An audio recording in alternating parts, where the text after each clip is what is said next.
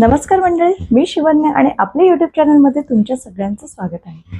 आपल्या बाळाचे पाय वाकडे दिसतात का? चालायला लागल्यावर गुडघे आत वाकलेले किंवा बाहेर झुकलेले दिसतात का? बऱ्याच आई-बाबांना हा प्रश्न पडतो आणि हे नॉर्मल सुद्धा आहे।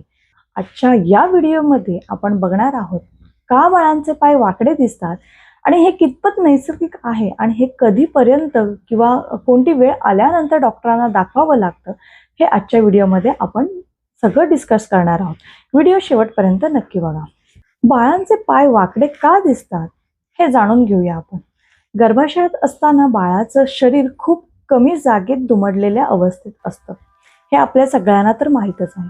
त्यामुळे जन्मानंतर त्याचे हात पाय थोडे वाकडे दिसणं अगदीच सामान्य आहे। पहिल्या 2 वर्षात बाळ चालायला शिकतं आणि त्या काळामध्ये पायांचे स्नायू, हाडं, सांधे हे सगळं अजून विकसित होत असतं। त्यामुळे गुडघे थोडे वाकडे, पाय 0 आकार किंवा ओ शेप आकारात किंवा बो लेग्स सारखे दिसतात, पण हे बाळाच्या वाढीचा एक भागच असतो। हे किती दिवस टिकतं हे जाणून घेऊया। सामान्यतः हे वाकडेपण पहिल्या 18 ते 24 महिन्यांपर्यंत कमी होतं। जेव्हा बाळ व्यवस्थित उभं राहू लागतं आणि चालू लागतं तेव्हा त्याचे स्नायू आणि हाडं मजबूत होतात आणि पाय सरळ सुद्धा होतात।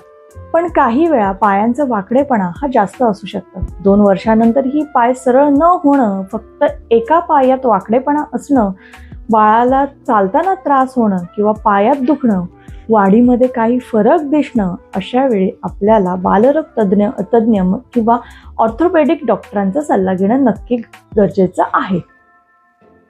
आता या सगळ्याची आपण काय काळजी घरी घ्यायची आहे ते मी तुम्हाला सांगते। घरच्या घरी काही साध्या गोष्टी लक्षात ठेवायच्या आहेत।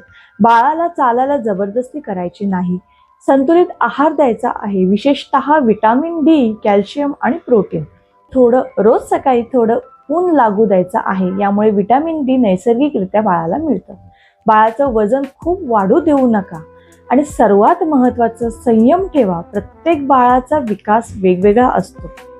बऱ्याच वेळा आईला वाटतं आपल्या बाळाचं काहीतरी चुकीचं आहे का? पण लक्षात ठेवा, 90% बाळांमध्ये पूर्णपणे नॉर्मल असतात या गोष्टी। थोडं निरीक्षण आणि योग्य आहार आणि वेळ दिला की बाळाचं पाय आपोआप सरळ होतात। जर हा व्हिडिओ तुम्हाला उपयुक्त वाटला असेल तर नक्की शेअर करा आणि अशाच माहितीपूर्ण पॅरेंटिंग टिप्ससाठी आमचं चॅनल नक्की सबस्क्राईब करा। आपल्या बाळाचं आरोग्य आपली जबाबदारी आहे, हे नेहमी लक्षात ठेवा। धन्यवाद।